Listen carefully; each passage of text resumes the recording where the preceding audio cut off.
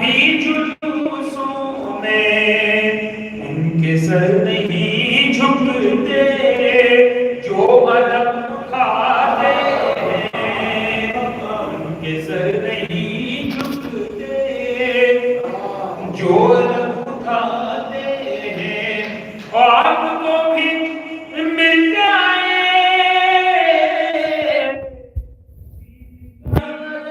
لیکن آپ کو بھی مل جائے دین کا علم، لیکن آپ کا بھروسہ کیا، آپ بھاگ جاتے ہیں، آپ کا بھروسہ کیا، آپ بھاگ جاتے ہیں، خون بہاتے ہیں، زخم ہم سجاتے ہیں، صلوات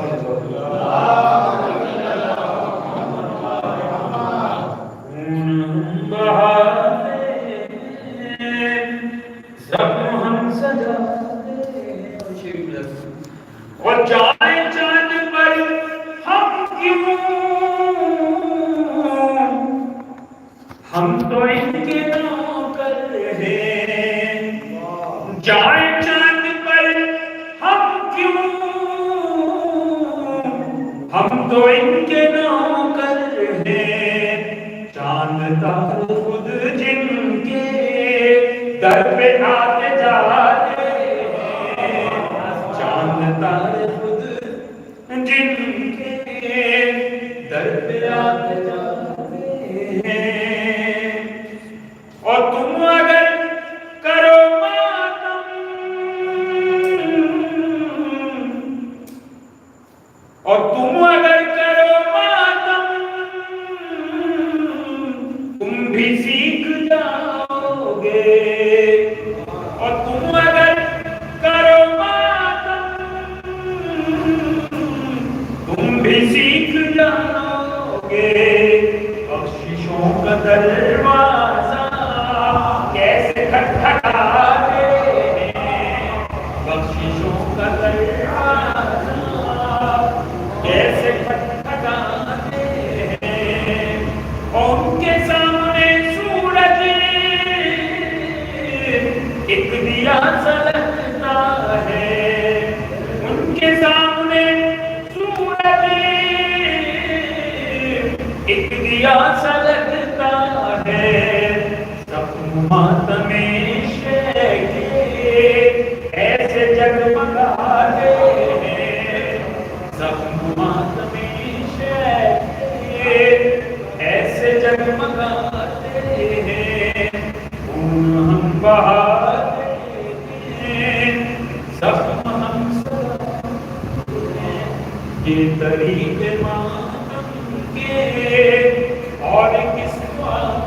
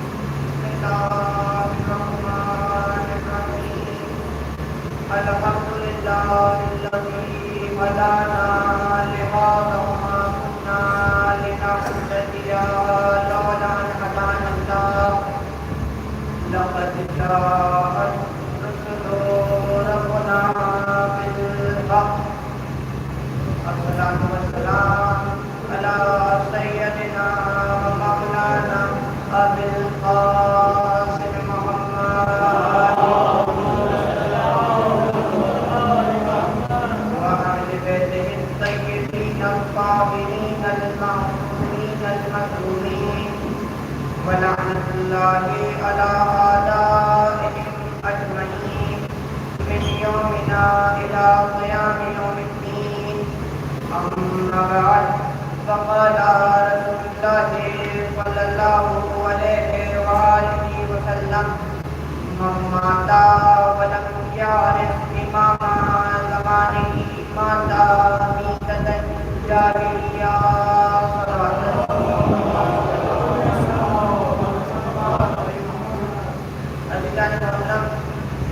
میں نے آپ تمام حضرات کے سامنے رسول خدا کی مشہور و معروف حدیث کہ جس میں رسول خدا ارشاد فرماتے ہیں: من ماتا ولم یعرف امام زمانہ ماتا میتۃ الجاہلیہ. جو شخص اپنے وقت کے امام کی معرفت کے بغیر مر گیا اس کی موت جہالت کی موت ہے. صلوات پڑھیں محمد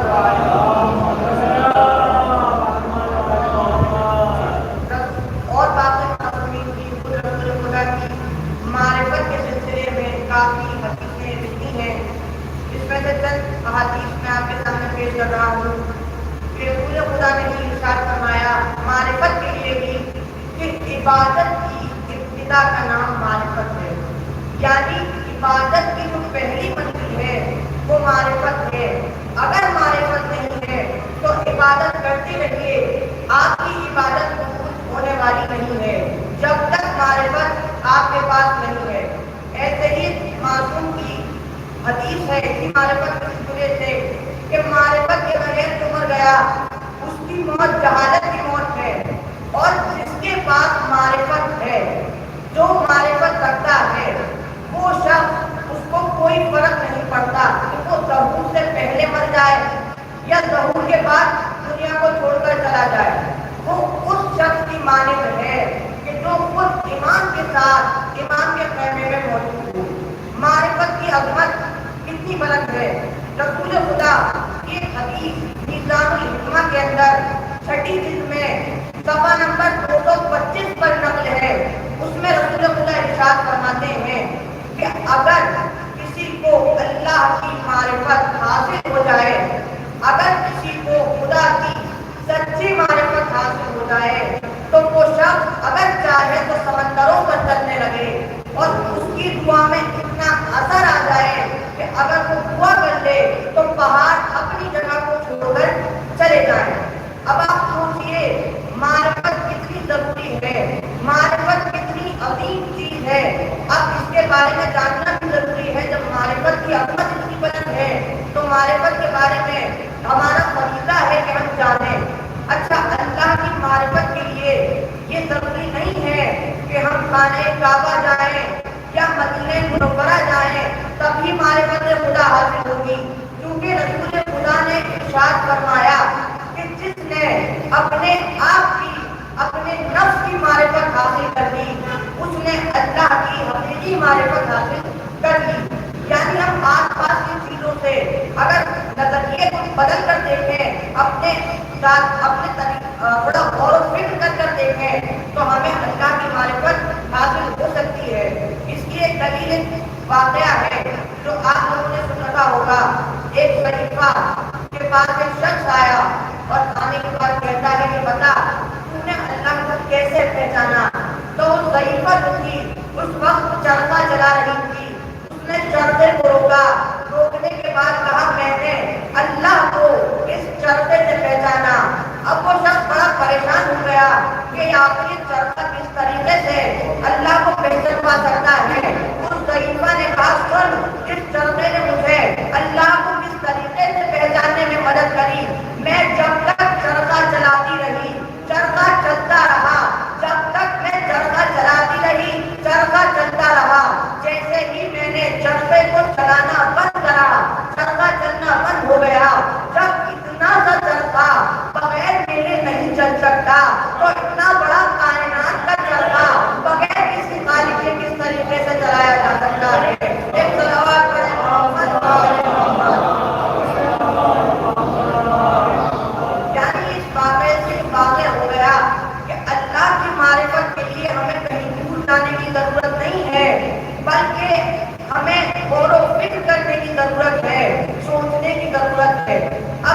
چل گیا معرفت بہت ضروری سے ہے، لیکن معرفت ہے کیا؟ معرفت کی ڈیفینیشن کیا ہے؟ معرفت کسے کہتے ہیں؟ تو معرفت کی ڈیفینیشن یہ ہوئی کہ اپنے اعمال کو، اپنے کردار کو اور اپنے اخلاق کو بقدر ضرب ایمان کے اعمال، ایمان کے کردار اور ایمان کے اخلاق کے سانچے میں ڈال دینے کا نام معرفت ہے۔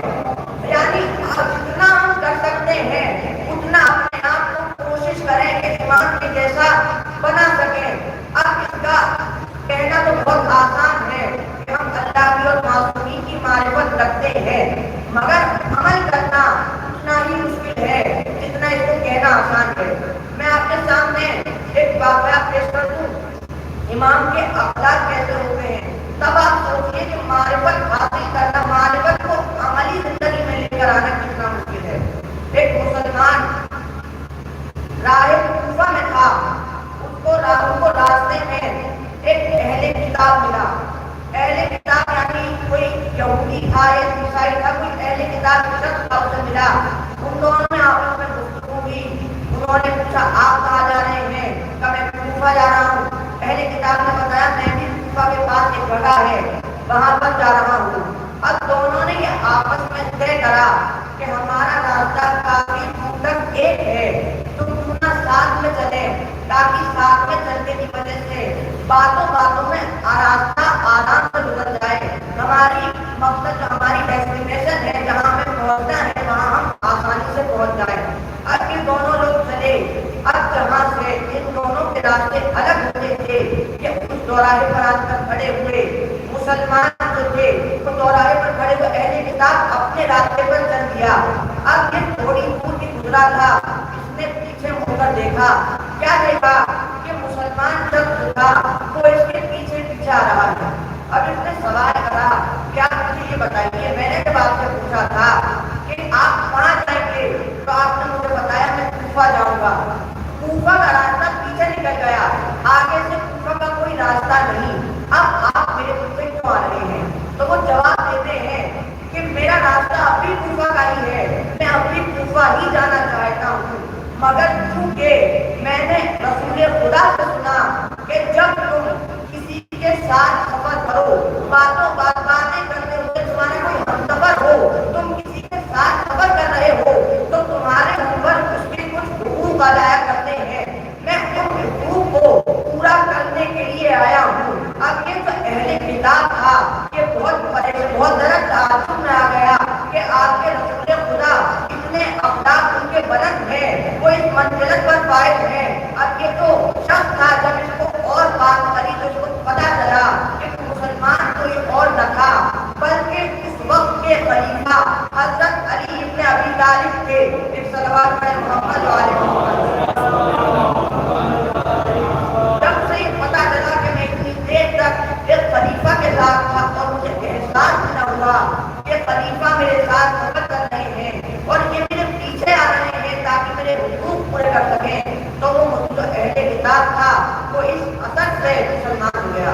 تو اب آپ اندازہ لگائیے کہ جو امام راستے میں چلنے والے کے حقوق کا خیال رکھ رہا ہے اس امام کے جیسا بننے کی کوشش کرنے کا نام معرفت ہے۔ یعنی اب آپ کو ہر کسی کے حقوق کا خیال رکھنا پڑے گا، تب آپ معرفت کی منزلوں کے اوپر چلتے چلے جائیں گے۔ اب آپ اپنے اندر دیکھیے کہ آپ کتنا معرفت کے اندر ہیں، کتنی معرفت عملی زندگی کے اندر ہمارے اندر موجود ہے۔ صلوات پڑھیں محمد وعلیہ وسلم۔ یہ ہے معرفت۔ اب اس معرفت کے سلسلے میں دو شخصیتیں جن کا ذکر مجھے آپ کے سامنے کرنا ہے، وہ جو کہ معرفت کی عظیم منزلوں کے اندر پہنچ چکی تھی۔ پہلی شخصیت جن کا ذکر آپ نے کل کی مجلسوں میں سنا، علامہ امینی۔ علامہ امینی طالب الحدیث، یہ امام سے گفتگو کرا کرتے تھے، باقاعدہ خواب کے اندر امام کو آن کر بشارت دیا کرتے تھے، اور جو انہوں نے الحدیث لکھی وہ اس کی خاصیت یہ تھی کہ وہ جتنی بھی انہوں نے باتیں لکھی زیادہ تر اہل سنت کی کتابوں سے لکھی۔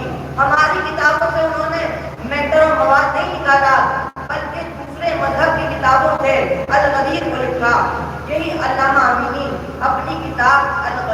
اندر ایک واقعہ نقل کرتے ہیں کہ میں الغنی لکھ رہا تھا، اتنے میں مجھے کتاب کی ضرورت پڑی جس کا نام تھا ایک کتاب کی ضرورت پڑی کتاب کی غالباً ذہن سے نام نکل رہا ہے، اس کتاب کی ضرورت پڑی اور یہ جو تھے اس کتاب تک پبلش نہیں ہوئی تھی۔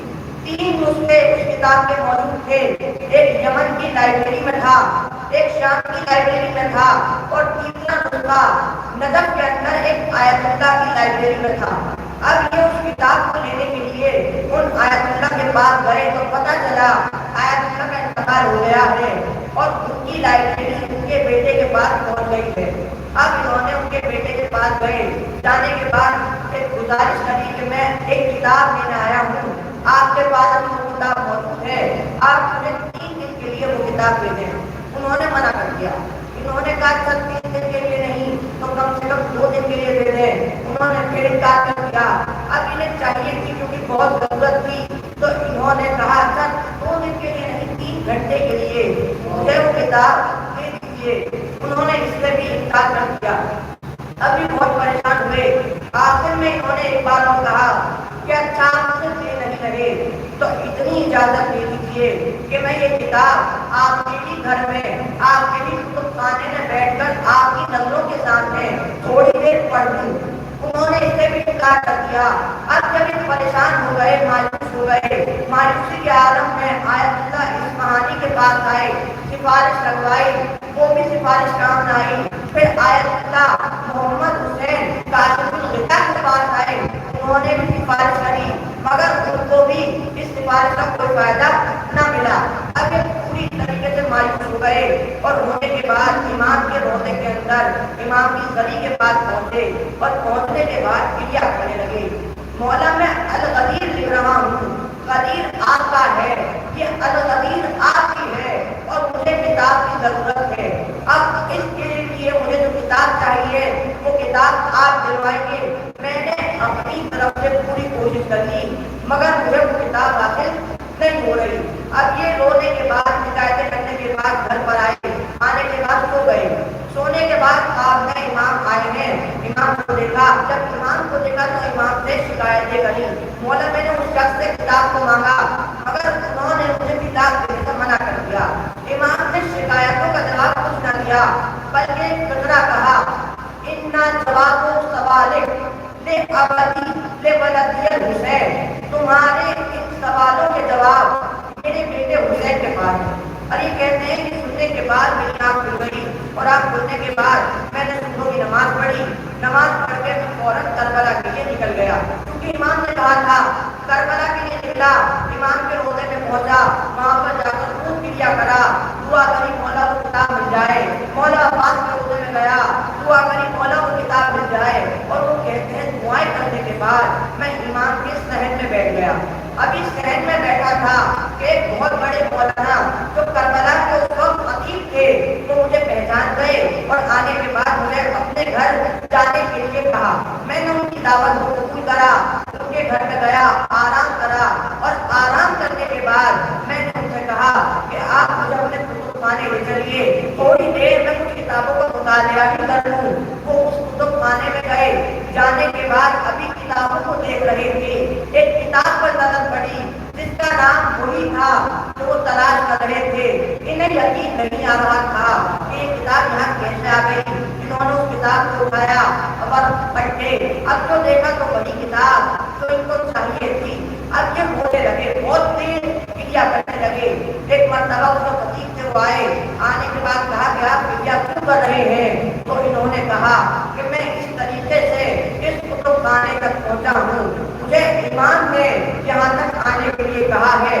بس جیسے بھی یہ واقعہ سنا تو ان مولانا نے اس کتاب کے بارے میں بتایا کہ صاحب یہ کتاب کل مجھ سے ایک بہت بڑے مولانا جن کا نام قاسم ہے، قاسم لینے کے لیے آئے تھے اور وہ مجھے اس کتاب کے لیے 1000 دینار دینے کے لیے تیار تھے مگر میں نے ان کو یہ کتاب نہیں دی، مگر چونکہ آپ کو امام نے بھیجا ہے اس لیے فوراً کتاب کو اٹھایا، ورق کو پلٹا، قلم لیا اور لینے کے بعد لکھا کہ یہ ہدیہ علامہ امینی کے نام اور نیچے ایک لائن لکھی کہ یہ اس سوال کا جواب ہے جو امام سے اس نے پوچھا تھا.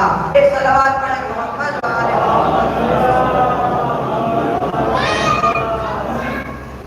یعنی جب معرفت کے اندر امام کی معرفت حاصل ہو جاتی ہے تو امام پریشانیوں کو اندر خود حل کرا کرتے ہیں. امام خود پریشانیوں کے جواب دیا کرتے ہیں. دوسری شخصیت جن کا مجھے ذکر کرنا ہے آیت اللہ تقی بہجت، جن کا ذکر آپ تمام حضرات نے سن رکھا ہے. یہ کوئی عام شخصیت نہیں ہے. ان کے بارے میں ملتا ہے کہ ان کے شاگرد نے دیکھا کہ جب بھی کوئی سوال کرنے کے لیے آتا تھا یہ اپنا سر جھکائے رکھتے تھے، کبھی سر اٹھا کر نہیں دیکھتے تھے. ان کے شاگرد نے سوال کرا آقا یہ بتائیے کہ آپ سر اٹھا کر کیوں نہیں دیکھتے؟ تو انہوں نے جواب دیا میں سر اٹھا کر کیسے دیکھوں؟ مجھے انسان کی اصل شکلیں دکھا کرتی ہیں، جو انسان کی شکل آخرت کے اندر ہوگی مجھے وہ شکل انسان کی دکھا کرتی ہے. یعنی وہ شخص ہے جن کی نظروں کے سامنے سے پردے ہٹ گئے تھے. اور ان کے بارے میں ایک اور بات ملتی ہے کہ انہوں نے خود بتایا مجھے امام حسین نے 28 تحفے دیے اور انہوں نے 28 تحفے نہیں کرے، بس 2 تحفے بتائے. جو انہوں نے کہا پہلا تحفہ جو امام حسین نے مجھے دیا وہ یہ ہے کہ جس طریقے سے میں آگے دیکھ سکتا ہوں اسی طریقے سے میں چاروں طرف ایک لمحے میں دیکھ سکتا ہوں. جیسے میں آگے دیکھ رہا ہوں ویسے میں پیچھے بھی دیکھ سکتا ہوں. اور دوسرا تحفہ جو امام نے مجھے دیا ہے وہ یہ ہے کہ میں آپ کے امام نے ہر شے کی آواز کو سمجھ سکتا ہوں. کائنات کی ہر شے کی آواز میں سن سکتا ہوں. اب یہ آئندہ تک بہتر کا ایک واقعہ سماعت کر لیجیے. یہ ان کا تہران یونیورسٹی ہے، اس کا ایک طالب علم جو تھا وہ بہت زیادہ گنہگار تھا. اس نے دیکھا کہ ایک بس جا رہی ہے مسجد جمکران کے لیے. وہ بھی اس بس کے ساتھ چلا گیا لیکن کافی گنہگار تھا. مسجد جمکران کی زیارت کرنے کے بعد یہ بس آیت اللہ تقی بہجت سے ملاقات کے لیے آئی. یہ طالب علم بھی آیا. آنے کے بعد اس نے دیکھا کہ آیت اللہ تقی بہجت سب سے گفتگو کر رہے ہیں مگر میری طرف مخاطب بھی نہیں ہو رہے. اسے احساس ہوا اور اس نے اپنے ضمیر سے پوچھا آخر کیا وجہ ہے کہ یہ آیت اللہ سب سے کلام کر رہے ہیں مگر تمہاری طرف توجہ بھی نہیں دے رہے؟ تو ضمیر سے آواز آئی کہ جب اتنے گناہ تم نے کرے ہیں کہ اس جیسا عالم دین تم سے کلام نہیں کرے گا. اب یہ واپس آیا اور آنے کے بعد اس نے اپنے ذہن میں یہ سوچ لیا کہ اب میں گناہوں کو ترک کر دوں گا. اس نے پورا ہفتہ گناہوں سے پرہیز کرا اور پورا ہفتہ نیکیاں ہی نیکیاں کری. جتنی نیکیاں کر سکتا تھا اتنی نیکیاں کری. اب یہ کہتا ہے اگلے ہفتے میں پھر گیا مسجد جمکران کی زیارت کرنے کے بعد میں پھر آیت اللہ تقی بہجت سے ملاقات کے لیے گیا. لیکن اب میں اس خیال میں نہیں تھا کہ آیت اللہ میرے سے کلام کریں گے. میں سر جھکائے ہوئے کھڑا تھا کہ اسی اسنا میں میرے برابر میں ایک ساتھی کھڑا تھا. اس نے مجھے ٹہوکا کیا اور کہا بھائی آیت اللہ آغا تم سے کچھ کہنا چاہتے ہیں. اب جو میں نے سنا تو آیت اللہ تقی بہجت نے مجھ سے کہا کہ میں تم سے بہت خوش ہوں کیونکہ تم نے پورے ہفتے اپنے وقت کے امام کی بہت زیادہ اطاعت کری ہے اور امام کو خوش کرا ہے. اب آپ تصور کریے کہ جن آیت اللہ کو اس شخص نے کچھ بتایا بھی نہ تھا ان کو اس کی دل کے حالات پتا تھے. ان کو امام کی ناراضگی اور خوشنودی کے بارے میں پتا تھا.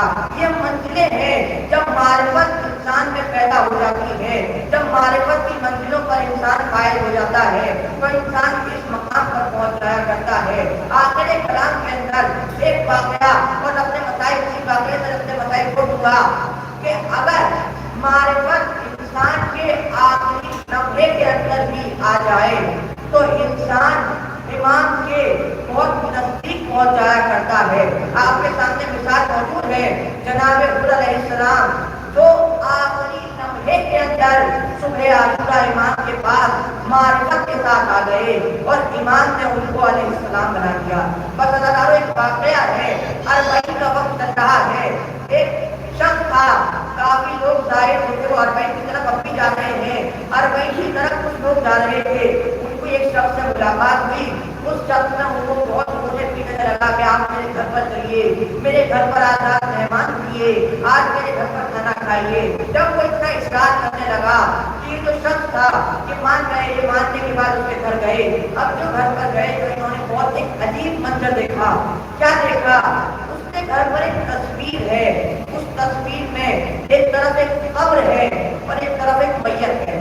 اب یہ بہت تعجب میں تھے کہ لوگ اپنے گھروں پر تصویروں کے اندر بہت خوبصورت چیزیں لگایا کرتے ہیں، اپنے چہروں کو لگایا کرتے ہیں، پھول و گلاب کو لگایا کرتے ہیں۔ یہ کیا لگا رکھا ہے؟ ایک قبر ہے اور ایک میت ہے۔ ان لوگوں نے اس سے سوال کرا، اے بھائی یہ بتا یہ قبر کیسی ہے اور یہ میت کس کی ہے اور کسی یہ تصویر اپنے گھر میں کیوں لگا رکھی ہے؟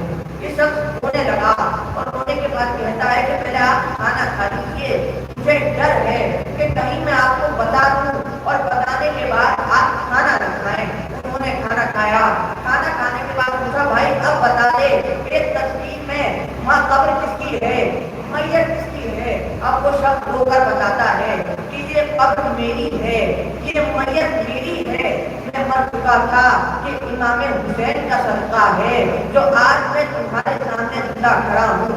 میں ایک اتنا گنہگار شخص تھا کہ شاید ہی کوئی ایسا گناہ ہوگا جو میں نے انجام نہ دیا ہو، مجھے نہیں معلوم کہ کوئی ایسا گناہ ہو جو میں نے نہ کرا ہو۔ میں زائرین کو لوٹا کرتا تھا، میں ایک روز راستے کے اندر زائرین اربعین کا وقت تھا، میں راستے میں تھا، مجھے پیاس لگی، چائے کی تمنا ہوئی، میں نے دیکھا چائے کا ایک اسٹال لگا ہوا ہے، میں نے وہاں جا کر چائے مانگی، مگر وہ لوگ مجھے جانتے تھے، انہوں نے مجھے بہت بدتمیزی سے بے ادبی سے منع کر دیا کہ تم جیسے کو کون چائے دے گا، یہ چائے مولا کے چاہنے والوں کے لیے ہے، یہ تم جیسے گنہگار کے لیے نہیں ہے۔ یہ کہتا ہے مجھے بہت زیادہ اس بات کا رنج ہوا، میں بہت زیادہ افسوس ہوا مجھے اس بات کا، لیکن میں تھوڑی دور آگے بڑھا کہ میں نے دوسرے اسٹال سے چائے لے چاہی تو اس نے مجھ سے کہا کہ بھائی جا چائے کے لیے 2 کلو چینی کی ضرورت ہے،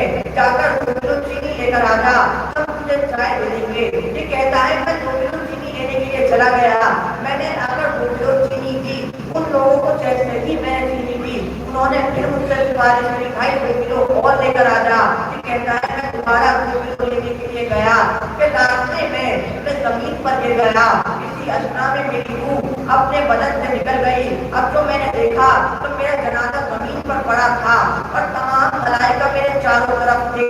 اسی اثنا میں ایک شخص آیا، وہ ملائکہ مجھ سے بہت غصے کے عالم میں بات کر رہے تھے۔ اس شخص نے ان ملائکہ سے کہا خبردار اس شخص سے غصے کے عالم میں بات نہ کرنا، اس نے ہمارے زائرین کے مدد کرنے والوں کی مدد کی ہے۔ اب یہ لوگ یہ ملائکہ کہتے ہیں مولا حسین، وہ امام حسین تھے، یہ امام سے مخاطب ہو کر کہتے ہیں آقا یہ جو شخص یہ بہت گنہگار ہے، یہ بہت زیادہ گناہ کرے ہوئے ہے۔ امام نے کہا اچھا یہ 2 کلو چینی میرے لیے لے کر آیا تھا، میرے زائرین کے لیے لایا تھا، تم ہر چینی کے دانے کے عوض میں اس کے 10 گناہ معاف کر دو۔ اب ملائکہ نے حساب لگا کر بتایا مولا اب بھی گناہ زیادہ ہیں۔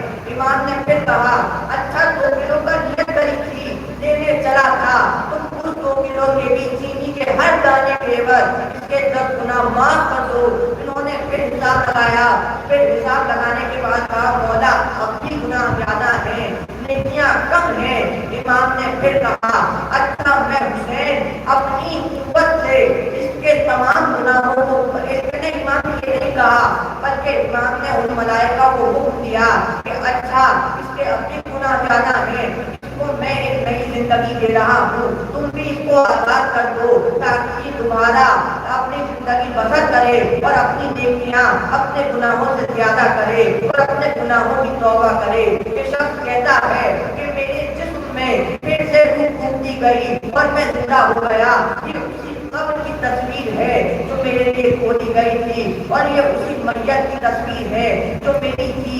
بس ادا دارو یہ ہے امام حسین جو اس قدر رحیم تھے، اس قدر رحیم امام تھے، اس قدر امام کی معرفت لوگوں کو حاصل نہ ہو سکی، جس وجہ سے امام کو کربلا کی زمین پر بے قور و کفن چھوڑ دیا گیا.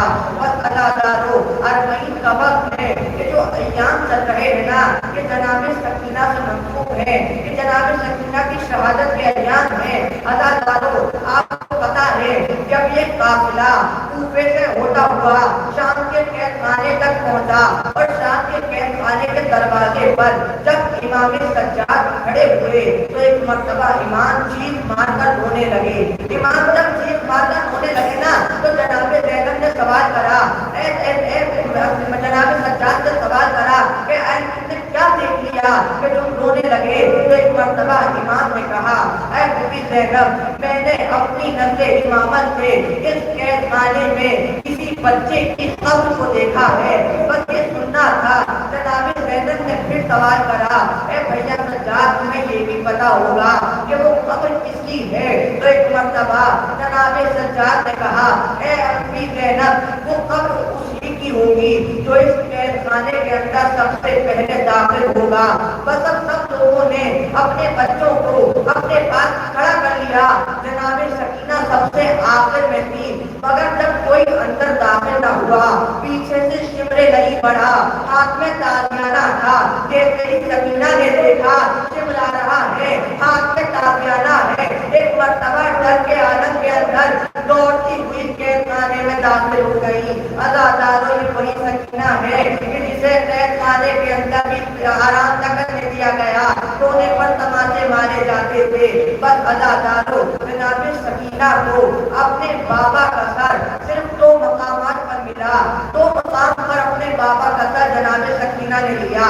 پہلا مقام دربار شام کے اندر تب یزید نے جناب سکینہ سے کہا ہے سکینہ میں نے سنا ہے تمہارا بابا تم سے بہت محبت کیا کرتا تھا, آج چلو تمہاری محبت کا امتحان لیتے ہیں. آج تم اپنے بابا کو پکارو, ہم دیکھتے ہیں کہ تمہارا بابا تمہارے پاس آتا ہے کہ نہیں. بس جیسے ہی سکینہ نے سنا اپنے چلے ہوئے دامن کو اٹھایا, بابا سے فریاد کری اے بابا یہ دشمن آپ کی محبت کا میری محبت کا امتحان لے رہے ہیں. اے بابا اپنی سکینہ کے پاس آئیے. بس یہ کہنا تھا سر حسین دست میں سے اٹھا, سکینہ کے دامن میں آ کر گر گیا.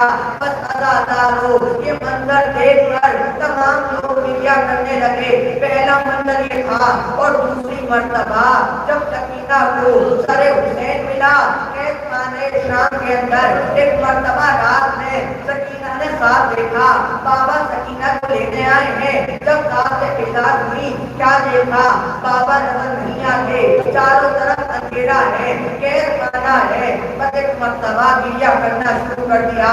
اے بابا آپ کی سکینہ کو تماچے مارے گئے, اے بابا سکینہ کا پوتا گر گیا, اے بابا جو گوشت والے آپ نے سکینہ کو تحفے میں دیے تھے وہ گوشت والے چھین لیے گئے. بس ادادارو یہ فریاد کر رہی تھی, تمام بیویاں اٹھ گئیں, تمام بیویاں نے رونا شروع کر دیا. یہ آواز آواز یزید کے پاس تک پہنچ گئی. بس جیسے ہی یزید نے اس رونے کی آواز کو سنا ایک مرتبہ کہا کہ کون رو رہا ہے, تو فاطمہ نے بتایا کہ حسین کی یتیمہ نے حسین کو خواب میں دیکھا ہے, اسے یاد کر کر گریا کر رہی ہے. بس یزید نے کہا کہ جاؤ سر حسین جا کر اس بچی کو دے دو. آپ مجھے بتائیے کسی یتیم بچی کے آپ رونے کی شفاعت کسی یتیم بچی کے پاس جس کا باپ نہ ہو اس کا طریقہ یہ تھا کہ سر حسین اس کے پاس لا کر دے دیا جائے. بس یہ فاطمہ آئی, آنے کے بعد زندان میں سر حسین لا کر رکھ دیا. بس جیسے ہی سکینہ نے سر حسین کو دیکھا ایک مرتبہ لپٹ گئی, فریاد کرنا شروع کرے بابا بابا آپ کے بعد میرے پر بہت ظلم کرے گئے, تماچے مارے گئے, تازیانے مارے گئے, گوشت والے چھینے گئے. بابا یہ دیکھو سکینہ کے ساتھ زخمی ہیں, سکینہ کے رخساروں پر نیل ہے. بس ادادارو ابھی یہ آواز گونج رہی تھی, ایک مرتبہ جناب زینب نے دیکھا کہ سکینہ کی آواز مدھم ہوتی جا رہی ہے. جناب زینب نے تمام بیویوں سے کہہ دیا اے بیویوں خاموش ہو جاؤ, میری سکینہ کو نیند آ رہی ہے. تمام بیویاں خاموش ہو گئی. جب سکینہ خاموش ہو گئی تو ایک مرتبہ فاطمہ آگے بڑھی آگے بڑھنے کے بعد کہا کہ لاؤ اے اپنے سر حسین واپس کر دو. جناب زینب نے کہا اے بی بی ابھی رک جا, ابھی میری بچی کو نیند آئی ہے, ابھی نیند کچی ہے, ذرا گہری نیند ہونے دے. وہ خاتمہ رک گئی, بہت دیر کے بعد پھر آئی, لاؤ اب سر حسین دے دو, اب تو تمہاری بچی گہری نیند میں سو گئی. بس جناب زینب نے رباب سے کہا رباب جاؤ سر حسین کو سکینہ سے اس طرح جدا کرو کہ سکینہ کی آنکھ میں ڈھونڈنے پائے. بس رباب آگے بڑھی, سر حسین کو لیا, سکینہ سے ہٹا نہیں تھی. ایک مرتبہ ہاتھ سکینہ کے ہاتھ میں بند ہوا, ایک مرتبہ چیخ کر گریا کرنے لگی, اے جاداوی میری بچی کی خیر ہو. ارے کہ میری بچی کا ہاتھ سر پڑ گیا ہے, ہاتھ ٹھنڈا ہے. اب جو ہاتھ والا ہاتھ جناب زینب نے سکینہ کے ہاتھ کو دیکھا, نبض رک چکی تھی, جسم ٹھنڈا پڑ چکا تھا. ارے اس جناب سید سجاد کی مظلومی کو دیکھیے کہ جو اپنے بابا کا جنازہ کربلا میں بے گورو کفن چھوڑ کر آیا اور خانے شام میں اپنی بچی سکینہ کے یا اپنی بہن سکینہ کو کس طریقے سے جناب سجاد نے دفن کرا, کس طریقے سے قبر سکینہ خانے شام میں جناب سجاد نے کھودی ہوگی. ہاتھوں میں ہتھکڑیاں تھیں, پیروں میں بیڑیاں تھیں, گلے میں توقے ساردار تھا, کمر میں لنگر تھا. انا للہ و انا الیہ راجعون. فسیحلق الذین ظلموا ایہم القلب ينقلبون ما تمنون.